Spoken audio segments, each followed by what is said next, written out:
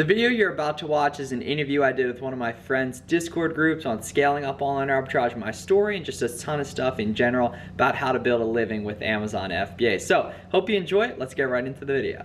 First off, I want to say thank you to Miles for hopping on. We appreciate it on behalf of all of us. For those of you who don't know who Miles is the new king of Miami, king of OA, monster online arbitrage guy, knows everything you need to know about OA. Just like we had before, big wholesale guy.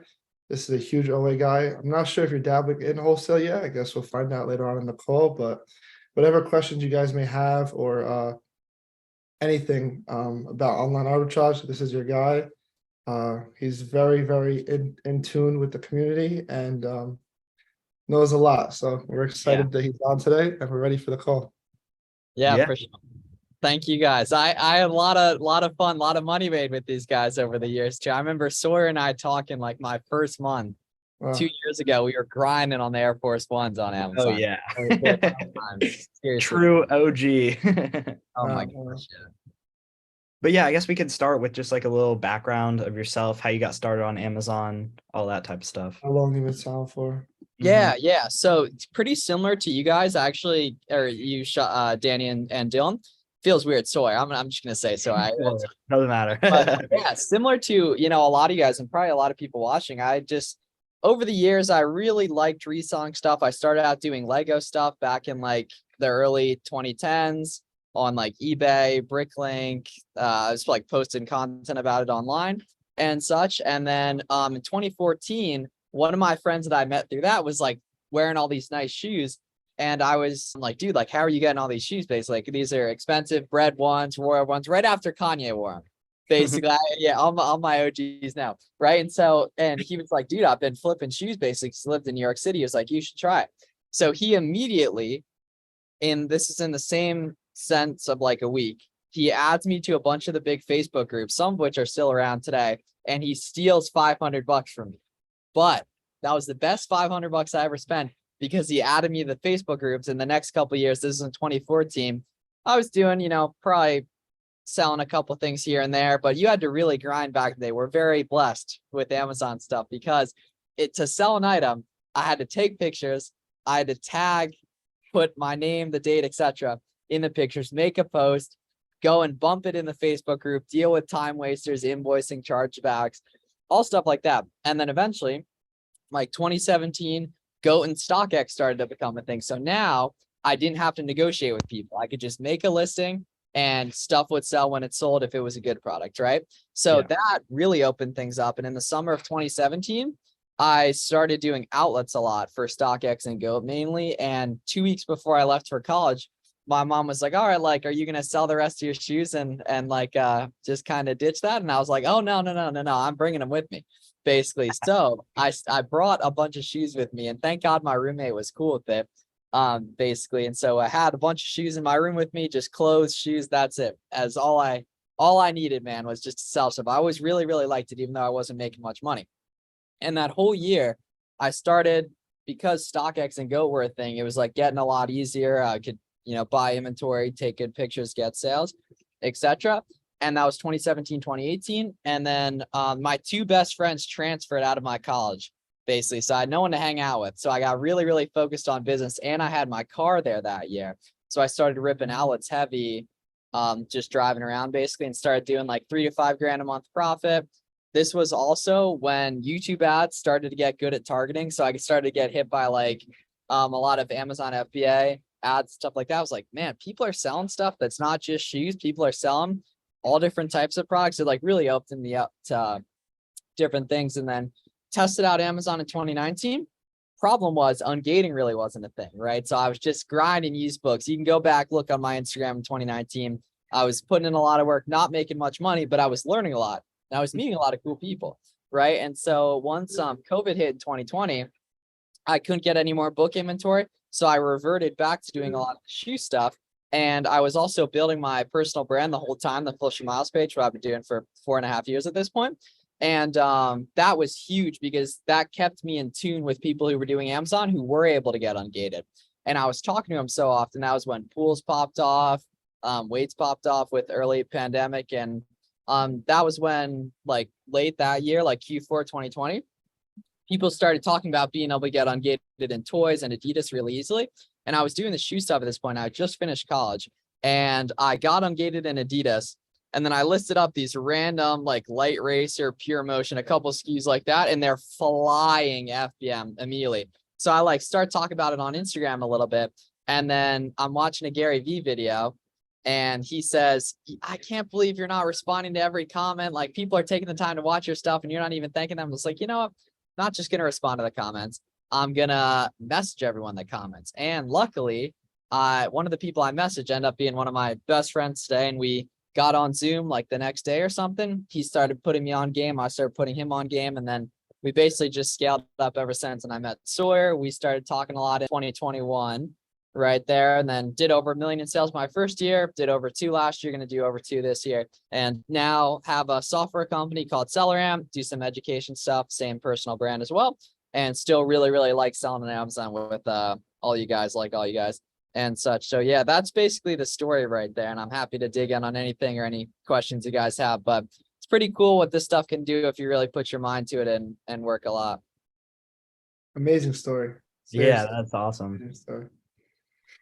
So That's right right. off the bat, I wanted to ask, are you looking into wholesale at all, or is that something that you want to pursue in the future? Yeah. So the way I've always kind of tried to do business is positioning myself to find opportunity, right? Like back in the day, it was starting the Flips for Miles page to meet other resellers, right? Which luckily that eventually led me to learning how to get ungated for free back when a lot of people were charging for it, right? And then, doing all that through 2021, we ended up being able to do SellerAmp, our software company, right? And so now I'm friends with tons of Amazon sellers. They're all kind of capping out with OA, right? They're moving into wholesale. So I'm not really needing to do any wholesale outreach, but I've already started buying some stuff, just going in on group buys with my buddies and stuff. So like the positioning part has kind of allowed me to keep finding opportunity like that. So not formally doing any wholesale outreach, but I have been able to get in on some group buys with some of my buddies and everything. So like kind of yes, but kind of no at the same time. Yeah. Makes sense. What do you think about private label and that business model overall? Oh, that stuff's awesome. Yeah, I don't think it's super beginner friendly because it's a lot more risky, right? If you want to resell stuff, you can buy one of something and list it FBM. One of, and that's also a lot more quick. The time to value is a lot quicker, right? Because you can go to an outlet, you can get something in today, list it today, potentially sell it tomorrow. Private label, you're going to be calling, negotiating with manufacturers. You got to create the listing on Amazon. You got to get good production value, everything like that. And now, while it's harder to start, the upside's a lot higher, right? Because you have equity and such. Meanwhile, you don't really in reselling business. So I think it's fantastic. I think it's the best Amazon model. However, it kind of depends on your skill set and your business experience. And that the last thing you should be doing if you've never made money on your own is placing a 10K order to China, because you're competing with people that have done it, rinse and repeat a bunch. And the nice thing with OA is you're competing with a lot of amateur business people, while wholesale, software, private label, you're competing with a lot more kind of sophisticated business people and such. But the upside's a lot higher in all 3 of those things rather than OA. Any specific item would ungate. Yeah, luckily for the whole brand. You guys are very lucky to be starting out knowing that information. We did not have that back in the day. I'm sure you guys probably agree with it. Like we would all see Amazon stuff in like 2019 and be like, that's awesome, but I just can't do it because no one knew how to get unlocked in those certain things. There's all those, pioneers that had Amazon accounts in 2016, 2017 that were able to take advantage of that stuff that automatically got ungated and things. And now luckily we're all able to do it basically. Back in the day, I paid it was split with 4 or 5 people. We split a $7,500 ungate for Nike, literally just to tell us to go buy 10 quantity on East Bay. And it's crazy how it was worth it though. It was still still 100%. Yeah. Yeah, luckily we all know these days. And you guys, anyone watching, you can get ungated with any big retailer basically. It's pretty awesome. I got a question. So I know you're really big with FBM, especially in Q4. Just curious on how much of your business is still FBM. Yeah, so what's interesting is it's not a lot at all. However, back in the day, it was a ton, right? Because, 2 years ago, there was a lot less competition. And I don't necessarily super attribute that to it, but it was more so a naive thing in that I didn't know the power of FBA basically. So I think almost everyone should be almost all FBA. However, there are things that you can merchant fill, and I want you to take advantage of that. Right now, that's mainly going to be back to school, Q4, seasonal opportunities, BOLO, stuff like that. However, there's certain things that you're just going to scroll seeing on Amazon, and you're going to look and see an FBM person in the buy box. That should be an automatic sign to test it out, in my opinion, if you want to do that, basically, because that's going to allow you to sell products quicker, test with less quantity, and replenish stuff quicker, get your money back quicker. And those are all tangible benefits. The intangible is how much faster you're going to learn. Because if you're new and you're FBA and everything, you're not going to learn if an item was good or not for 3-4 weeks. Meanwhile, a good item is going to be good FBM. You're going to know that within 5 days of purchasing it, or even within 2 days of purchasing it if you're doing RA. Right there. So yeah, pretty much none right now, but like back to school, definitely some, and then Q4 especially. Like, so I'd say on a month by month basis, outside of the seasonal months, not a lot at all, but during December, over 50%. Wow. Agree with that. Yeah, that's a very, very good question. I could talk about that stuff all day. Yeah. So what do you think about VAs? Do you have any VAs helping you out right now or? Sure. Yeah. So I think most people would be much better off having good friends rather than good VAs. And that requires you to exist on the internet, which a lot of people don't want to do, but those that do make way more money, have way more fun, and work way less right there. But yeah, VAs are awesome, man. So I have one product research one, and then 2 that help out with the content business. And then we have kind of others in variety of other entities and such kind of right there. But no, I think they're fantastic. However, I think people get them way too early when if they had 1 or 2 good friends in the way that, you and I used to talk a lot, Sawyer, when we were like, really kind of doing the same model and such, and our other friends, Giannis and Ian, et cetera, like that's way more beneficial and it's way more fun and it costs less money, basically. 100%. We got so much game from those calls, literally just everyone sharing. Yeah, and we'll do it again, like during Q4 and for other things, like when you have trust like that, because I could see that you had been on Twitter for so long, you had followed me. There's such there was that parasocial relationship and just kind of the trust, you're able to gather with each other over time. And it makes it, a lot more profitable because it's a massive positive game. There's tons of opportunity for all of us. It makes it way less work and a whole lot more fun, when you guys got guys like Danny and Dylan, et cetera, in your circle. And you're building long-term relationships too, not only for Amazon. Down the road, you guys might come in crosshairs again. You never know where it could take you. Yeah, no one ever made less money knowing more people on the same mission as that here. Like no, it's like statistically impossible. Mm-hmm. And a whole lot of people did make less money never talking to people in the same industry as them. Yeah. For sure. That's how me and Danny started. I joined Danny's group for selling shoes on StockX and GOAT, and then here we are. Exactly. Completely different industry. 2 years later, more actually, 4 or 5 years later. Yeah. We're still here building. Yeah. I think we got a question from Ray. Guess I'll start with the more basic question. What's the best way to go about sourcing so that you really get some quality sourcing time? Do you recommend manual sourcing to find a good product and reverse source that, or how do you go about it? Okay, I really like that. So both of them work. Both of them are very, very profitable. However, though, manual sourcing is only good when you're sourcing a good opportunity, a good sale, a good coupon, etc. The problem is when you're new, you don't know what a good opportunity looks like. You have no proof of concept around different websites, how they operate, their sales cycles, etc. So how do you learn about different websites? How do you learn, how they work, etc.? You reverse source, you use SellerAmp, you Google stuff. When you find in someone's catalog, it spits out all the websites that carry that item. And then it's your job to find the coupons and the sales that those different websites have. When they have them, then you're going to find profitable products and you're going to find opportunities to then manual source in the future. So manual is more profitable, a lot harder though. You shouldn't be doing it much as a beginner, in my opinion, unless you have reselling experience, etc. Because you need to learn what a good product looks like, what good websites are, and how do you learn that? You spend time reverse sourcing.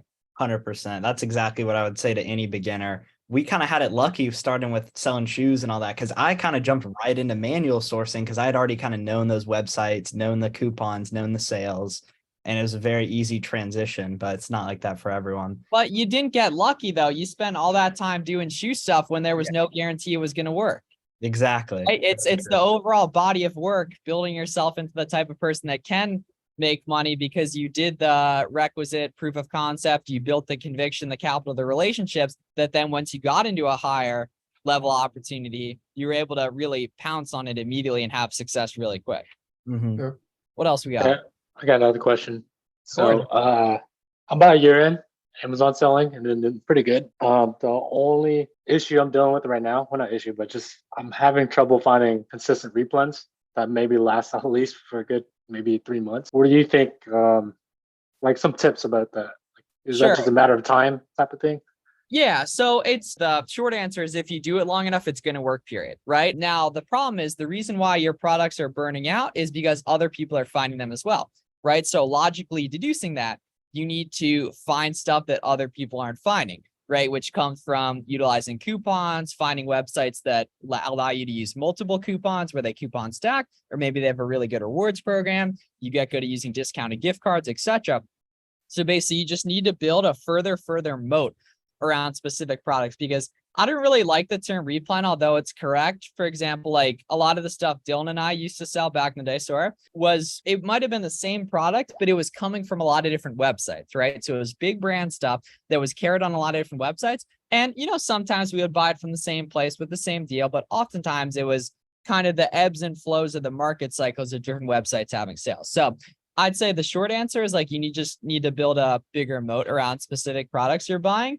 And then also just in general, like the more sellers you're able to talk to, the more leverage you build, the more relationships you build, you're going to get introduced to more and more opportunity as it comes. And that's like a very intangible thing, but it's like what Sawyer did, what Danny's done, what I've tried to do. And it's like really benefited big time, that you just want to be in the airwaves of information around Amazon as much as possible. And the way you do that is you exist on social media for a long time, every day, persistently. Yeah.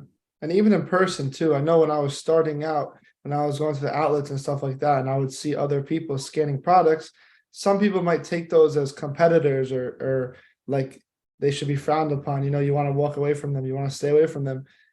The people that really know what they're doing are the complete opposite. They'll go up to those people, they'll talk to them, they'll try to make conversation, share some things back and forth, and just you have to look at it as new business partners. They might not be with you every single day, but like Miles said, it doesn't hurt to have an extra friend in the industry. Yeah. What's nice is that most Amazon sellers are deathly afraid of other Amazon sellers, which is very clutch because I'm not. And so I'll just eat their lunch money and work with other people on it. It's like the biggest group project in the world, because the way I kind of see it is it's like we're all taking this test, right? And there's no rules in the test. You're allowed to cheat, right? But for some reason, a lot of people will just sit in their room, never talk to anyone, and then complain about not finding an opportunity. Meanwhile, me and my boys have been doing it for years and we're all working together on this stuff. There's no competition whatsoever. Like it's no competition whatsoever. You want to think of like, who would you want to compete with? You want to be the seller you don't want to compete with, right? And I want to compete with the people that never talk to anyone. I want to compete with the people that see it as a negative sum or whatever, zero sum game, that don't think there's, opportunity out there. I want to be the abundant person that wants to meet as many people as possible, because I understand that builds leverage and it just leads to opportunity finding you. 100%. I have a story along with the outlet and going up the seller. So it was about 4 years ago, probably 2019. And they were running a sale for something. I was just in there buying stuff for StockX and Go. And I see this one guy, he's got like 7 people with him and he's literally clearing out whole aisles of shoes. Like he got like 500-600 pairs of that store probably. I was like, man, what are you doing with all these? He's like, Amazon is the way to go. And if I didn't like walk up to him and ask like what he was doing with all this, I would have never really known. Like it kind of just opened my eyes to what Amazon could do and the potential there. Cause I was walking there and I would get maybe 10 pairs that were profitable. Literally the rest of stuff that he was buying wasn't even on StockX and Go. And he was buying so much quantity. I was like, I know that there's enough volume there. So I just needed to look into it. Some more questions. I don't want to open up the chat on this screen because I'm recording. So Yeah, just read them out. It's probably I, best. I just have one more quick question before I have a 12:30 I gotta go to. But Gotcha. this is just Fire away. totally Fire away. fun question. Are you buying anything on Yeezy Day today or yesterday? Damn, bro. Well, I'm so out of it, man. I guess not, but I guess not, unfortunately. They got some heat. Pirate Blacks today. Damn, that's crazy. They're still releasing that stuff. But no, I they probably took those off Amazon, right? Yeah, they're off. Yeah. Fortunately not. But back in the day, I tell you, I would probably be pretty frustrated right now with one pair of 350s at 220 retail manual because I, for some reason, never put the time in to get into botting. All right, thanks. I have to drop. Appreciate God, it. take it Take easy, care. brother. I'm going, Ben. Shadman asked, any tips on maxing out ROI and OA? With all the competition, it is only decreasing. Don't want it to be in a boat where a 60K month is like 5% returns. Yeah, so just get better, right? Find stuff that's harder to find, right? Like, sure, there's a lot of people doing OA. There's a lot of people doing anything that you want to do. The competition is dense anywhere to be successful. Like, it's so much harder. It takes so many more years, so much more BS to make 100K in a job rather than 100K profit on Amazon. It's not even close. And that's nothing wrong with, ideally, some people do both of those, right? You just got to get better, though. You got to build more moats around your products. You got to build more relationships, right? You got to take more time finding stuff. You got to do what the other people aren't doing. Basically, you think just think of what you would do if you didn't want your business to grow and do the exact opposite. And I guarantee you that'll get you closer to your goal. Basically, but yeah, you have a lot more control than you think. Like you can FBM stuff, right? Which other people aren't going to do. You can spend time getting around order cancels, which other people aren't going to do. You can spend time and post on Twitter and try to get on the phone with one new Amazon seller a day, 3 new Amazon sellers a week, etc. That's all stuff that other people aren't going to do.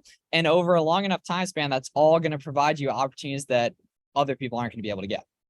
100%. One way I'm doing that as well is with the discounted gift cards. That's something I haven't really done up until this year, but it's a massive differentiator, especially with Top Cash Back. A lot of these websites are like 6 to 10% off, and that's a massive margin. And it makes products that I would not even look at profitable. So that's one thing that's really helped me out this year and finding new products. Yeah, bro. And you can stack that with coupon codes too. So not only does your competition not know about the coupon codes, your competition also doesn't know about the gift cards, and they sure don't know about combining both of them, right? So that's how you can add and really juice margin too. It's complete. It's all types of stuff like that. It's like basically nothing's going to be profitable at full retail. And if it is profitable at full retail, it's going to be really easy to find. You got to be getting complicated with stuff. Exactly. For sure. If everyone could do it, everyone would do it. That's what you have to think about, like this situation. It's not meant to be easy. You might be discouraged, but that's the whole point. That's the barrier of entry, because if it was so easy and everybody could do it, then they wouldn't really be as profitable as it really is. There has to have a little bit of toughness to it. You're going to get pretty discouraged 50 years of clocking in as well. I can guarantee you that. So choose your discouragement. Yes, Choose when you're going to get it. Premium asked, what tools would you recommend for someone just getting started, and what categories would you recommend while getting started? Yeah, absolutely. So keep it nice and simple. Just SellerAmp and Keepa for product research. And then eventually get like Sellerboard for accounting. And then some type of repricer as well, basically. And then like mine of choice is BQL. Once you scale, maybe SellerSnap right there as well. Are you using SellerSnap right now, Miles? No. But I probably will during Q4. How does a beginner find those listings that are good to reverse source, and what metrics do you look at to see which sellers are good to reverse source? Yeah, so I'll start with the second one. So sellers that are good to reverse source, review count validates it, and then ultimately just carrying products you like to sell, right? You can see in SellerAmp, right, when you pull up someone's store, you can see categorically what brands they carry. You can see what categories they carry, etc. So that's the kind of easy qualifier. Right there. And then eventually you're probably going to save some people's like SellerAmp storefront links and such. And then the nice thing is too, how does a beginner find those listings that are good to reverse source?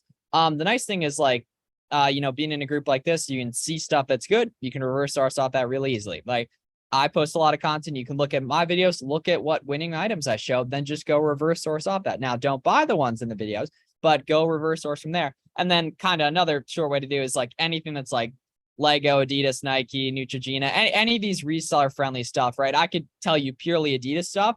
then all you got to do is go to an Adidas listing that there's third-party sellers on, open up all the competition, and then you're immediately going to see 50 plus brands and thousands of products you could potentially go and look through. And now it's on you to put in the time in terms of qualifying that, okay, the BSR is below 100K, BSR is below 50K, right? And then you got to just go out and execute on finding those profits. And you got to keep in mind, almost nothing's going to be profitable at full retail. You got to go ahead and get the buy cost lower via coupons, stuff on sale, like Memorial Day just happened, Father's Day is coming up, 4th of July is coming up. That's going to be great opportunities to take advantage of and such right there. So there's a lot of opportunities. It's a really good question. You just got to make sure you're getting after it. There was another question from Kyle is next. Yep. I found the overall gift cards to be difficult to track for accounting and using with 10, 20 plus using the full value etc. That's why it's so profitable though, right? And then like ideally you're getting big gift card balances, but like that's why it's profitable, honestly, is that, you know, you got to take the time to track it. Once you do it a lot though, and if it's making you enough money, you'll do it. You can have a VA, you know, help out with it and such right there. So you'll find a system that works well for you, because all our friends that push a lot of volume with that, they have a good system, and the money they're making makes it not annoying. And for using the full value, if you're buying gift cards through Top Cash Back, you can put in a custom number, whatever you want. So let's say the order is $64.85. You can just buy a gift card for $64.85 exactly, so that you're fully using the gift card. So you don't really need to worry about having the balance left over. So that's what I personally do, and I don't really have that issue at all. Bar, I didn't even know that. So that's some serious game, because I've been doing this forever and didn't even know that was possible. So make sure you guys take advantage of that too. Yeah. Austin said on that topic, what's the most unconventional or wildest discount you've taken advantage of? Okay, there's certain things I don't necessarily want to bring up. Dylan knows what I'm talking about on it, but there's like crazy things that have happened over the years, like random websites discounting stuff. Like for example, like a month or two ago, I think it was like Nike like had a glitch where they like stuff was 40% off, right? It's like that's huge right there. And the key though is stuff like that gets patched quick. So you got to be tapped into the community so you can learn about it right there. Like stuff like that, where you can make $1,000 in a day immediately, like $5,000 in a weekend, etc. doesn't come around super often. So you got to be in the information airwaves, and you got to have the goodwill built up so that you get notified of it when it does happen, basically. So it's types of stuff like that, man. I mean, back in the day, there was like a lot less stuff was excluded back in the day. It's a limiting belief. If you're worried about stuff being excluded, it doesn't serve you at all, but it is true. So a lot of stuff like that too. And there's like weird things with currencies that have happened over the years as well. And there's weird stuff like that and everything, but not too much I'm going to get into specifics on. Yeah, and just like I'm sure there's stuff still going on that we might not even that know we don't know like about. we're Yeah, it's talking crazy. about. Yeah. Exactly. It's like how many of these people are pumping like beauty OA stuff? It's like how they clearly know some coupon we don't. They know how to get bulk of stuff we don't, and that's that. We got to get better. 100%.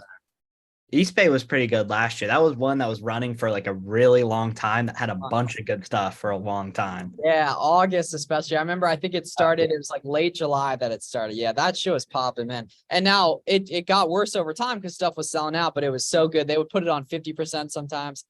Yeah, rip Eastbay, facts. Yeah. Right there. DKim asked, how do you find good sellers to reverse source from? We kind of just went over that, but it's pretty much just looking at the review count, finding listings that you're already selling that they're also selling, just things like that.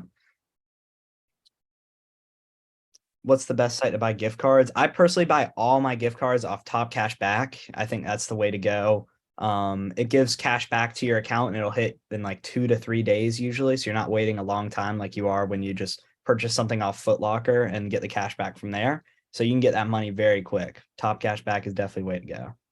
Yeah, bro, there's a lot. Card Cash has a bulk program. What are some of these other ones, right? Like Card Bear. Rakuten shut down their gift card shop, right? Yeah, they don't have anymore. That's crazy. forgot Yeah. about So that. yeah, Raise is another one right there. But you're not going to be able to go wrong. You're going to be able to make money with all those for sure. And a lot of them are going to be pretty comparable. Systems, do you recommend beginners to immediately incorporate? Legitimately zero. Sell as many things as you can, period. That's going to teach you more than any system will. Yeah. People like, yeah, I like, you shouldn't say the word systems till you're making 10 grand a month profit. Like you gotta be free. You gotta be free from the world to like focus on optimizing. You just gotta chat scale, and then worry about optimizing later. Like, so many people have missed out on so much money by trying to be cute in business, like, and everything. Mm-hmm. Just head down, buy stuff. Kyle asked, do any of you use Helium-10? I personally don't. Me neither. You're not going to want to use that for anything reselling. Like, or you only need to keep a seller amp repricer, seller board for reselling. Julian said, what are some examples of how you would create good boundaries in finding products profitability that most people couldn't while reverse sourcing?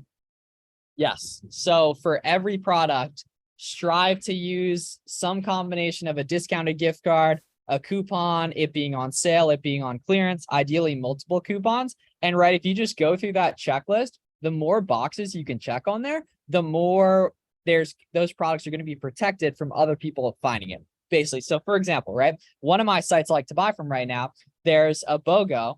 It stacks with a welcome code. And then they also have a sick rewards program. Now, they don't have gift cards right there, but during some of the big Rakuten cash back weeks, they had like 10% cash back. So I was basically, and it works on stuff that's on sale. So it's pretty much getting like shoes for like $22 that retail for $70, not including the cash back and the rewards, which sometimes I would get the rewards on, in terms like sometimes it would be counted in because it's, applied to it and such. So yeah, basically, I hope that kind of cleared things up, but like, you just want to be getting complicated with stuff. And now I know that's hard at the start. The nice thing is a lot of these things are very repetitive and you're going to be able to take advantage of them again and again, basically. So it's going to come second nature to you eventually, as is most things in business. Like, the answer is just doing more of the same repetitive stuff, basically. Yeah. Yeah, that's a big difference from Amazon reselling and other reselling I guess businesses, because if you do something big in Amazon once, you could carry those practices over and over again, as opposed to other businesses where like every time there's a new drop, you have to figure out a new way to get them. You have to keep updating yourself. With Amazon, like Miles just said, if he figures that out on that site, he could do the same thing on another site and then another site and just keep it going from there. For sure. Let's get a little bit into some leakage. I know that's a big thing with OA as opposed to our call this morning with wholesale. I think that's another big concern and something we should really talk about for everyone else that's just starting. And it's really important because that could really make or break your business. Yeah, for sure. So I was lucky in that I didn't deal with any of that when I was new, because I was purely doing FBM, and I've always FBM'd more than most people do, basically. So that's kind of protected me against that. But yeah, you got to have those, you got to be checking that stuff, because that's, absolutely crucial. Like, pretty much all that matters is buying products and that are good, and then selling through that good inventory. And if you're not selling through that good inventory, if stuff's getting lost on the way to the prep center, on the way to Amazon, within Amazon, you got to be keeping track of that and everything. And I'm going to get an admin VA to handle probably like full time, do all that stuff pretty much, because it pays for itself really, really fast, right? Because the quicker you can sell an item and the more you can sell that item, the more you're then able to restock, the more conviction it helps you build, the more social proof you get to, make friends on social and everything right there. So you got to be tracking all of that basically. And like, I was kind of spoiled at the beginning because I was doing mostly FBM. Nice thing is a lot of you guys can do it. And that's so much easier to track. It's so much quicker, etc. But with FBA, there's going to be a lot more stuff that does get lost, and you need to be in place to be able to take advantage of that, or not take advantage of that, but have it optimized down to be able to deal with it, basically. What are your guys' thoughts on that as well for tracking? Yeah, so I just onboarded an admin VA specifically for that, for tracking anything lost at the FBA warehouses. But mainly the leakage is from buying from the retailer and getting it to the warehouse or prep center or whatever. I found a lot of missing stuff. Like, I would literally just have them go through orders that had been supposedly delivered, and so much stuff would either have been like gone missing or stuff like that. Like, I ended up, my admin recovered probably $4,000 the first day I had them looking through stuff. It was kind of mind-blowing to me. I was like, damn, I probably lost like over 100K from stuff over the years. Like, it is what it is. But if you have those systems to track it, it can really help getting all that money back in. Okay, that's a good question. You don't include cash back from the sites into the ROI, do you? I don't. I know there can be some complications with orders from cashback sites. Yeah, I don't include it. It's a nice bonus. That's actually a good place you want to be dialed in on as well. And unfortunately, you are going to get banned if you start to build up these big balances. with cashback sites. However, though, the nice thing is if you're building up big cashback balances, you're making a bunch of money in the first place. And your skill set's starting to build to where, you should start, if you're doing over $1 million with OA, you gotta be starting to look into other models, mainly wholesale and such, right there, because your skill set is going to be better treated now that your skill set's a lot more advanced. It's going to be a lot better utilized in a higher leverage opportunity like wholesale, private label, software, etc. Basically. Mm-hmm. And just to add on that a little bit more, so we don't include cash back, but we will include gift cards. So if it's like a discounted gift card, 5% off, we would include that. Yeah, because that's guaranteed. Like you're locking that in immediately, basically. There's no taking that back pretty much. Yeah, it's a very good question though. And that's something important, right? And now, if a website's 10% cash back, are you focusing on that website a little more that day? Of course. Yeah, absolutely. Right. If it's one of your heavy hitters, you're locking in a couple extra margin points, right? So absolutely. However, you don't necessarily especially you don't want to buy something that's a 20% ROI, assuming you're going to get 7% cash back. Not a fan of that. Agreed. For sure. Very good question there. I know you guys have a lot of OA questions. Let's hear them. I know a bunch of people have been holding them in before the wholesale talk was drained a lot of people. Fine. Are you doing wholesale now, Danny, as well? I stepped into a little bit. I don't know. I like. I know you love OA, dude. I love OA too, but you got to feel some of that, man, for sure. It's nice. It's a more boring business, honestly. I was explaining to the members whenever they ask me, it's more about what you want to do because you don't really feel it. Like when you find a sale or you really crush a sale or something like that, you get some motivation to keep going. With wholesale, it's very it becomes a corporate business where it's almost like a desk job. Yeah. It's all how you think about it though. Yeah. That's true. I'm sure as I advance into it, it'll change. That'll change. Mm-hmm. Expectations you have for product research VA. A few purchasable things a day, period. If they get that right, you're going to make a bunch of money. You're going to be very profitable, right? Now, you got to make sure after a month, right? You got to make sure they're not working for other people. How do you verify that? You have them use your SellerAmp account. You can get them a separate subscription if you need to on that. And you verify that every day you look at their history within SellerAmp to make sure they're actually adequately sourcing products. You can see the time they're scanning different items. If you're not checking their SellerAmp history and they're sending you stuff that's good every day, and then 3 weeks later, the competition skyrockets, then there's a good chance they're working for other people or just getting them from some lead list in Pakistan, basically. You want them to be using the methods that you help them learn, that once you build up trust them and such, the specific coupons you learn, because then it's unrealistic that they would be working for someone else if you're telling, hey, go look at this sale today, right? So it's really good communication. And then over time, you're going to really, kind of get a good feel for making sure they're being honest with you and such. 100%. But yeah, I mean, if you get purchasable stuff every day, you're going to be hilariously profitable. Mm-hmm. And that with VA sharing leads and all that type of stuff, that's a lot more common and a lot of people think. And a lot of people don't even really think about that. So that's definitely something to look out for. But the people who help their VA from the ground up that maybe doesn't have experience or whatever, that's getting on Zoom with them all the time, that's building a real good relationship with, that's how you avoid that happening. Basically, if you hire the guy that DMs you on Instagram that was previously managing 6 drop shipping accounts, whatever, you hire him to do product research, you never get on Zoom with him, you never train my boy. That's when problems like that happen. Yeah. That's one thing I really preach to everyone when hiring a VA. You need to be talking to them every single day if they're doing a lot of active work in your business. And for the first week or two, I was personally getting on Zooms with them pretty much every day, training with them, showing face-to-face, showing them other employees in the company, all that type of stuff, and just building a more personal relationship with them instead of just messaging them, not ever getting on call, stuff like that. Yeah, that's how everything's built within that stuff. It's built on the relationships. If you and your friends can source together, you'll make more money. If you and your VA have a great relationship, you'll make more money, period. If you and your wholesalers have a better relationship, you'll make more money. You'll get better prices. You'll get more quantity. You'll get notified of the inventory earlier. If you get to know your outlet managers, your local RA store managers, etc., you're going to get better opportunity. And you are not going to get better opportunity if no one ever sees your face. No one ever hears your voice. no one knows who you are. You never interact with other people. You follow 6 accounts and you DM Sawyer Souls on Twitter a question you could have answered way quicker just Googling it.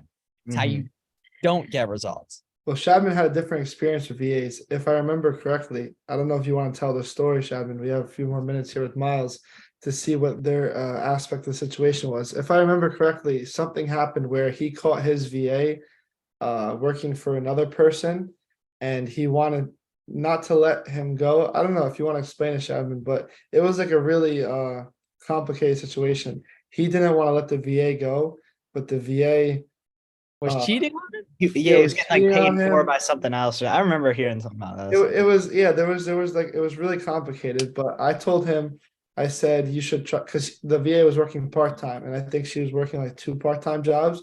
So I said the other option what I would do is if he really, like, if they were doing that good of a job, to just hire them full-time so they only work for you full-time. I think that's what he ended up doing. Yeah, and put them on profit share so that their leads have to be good.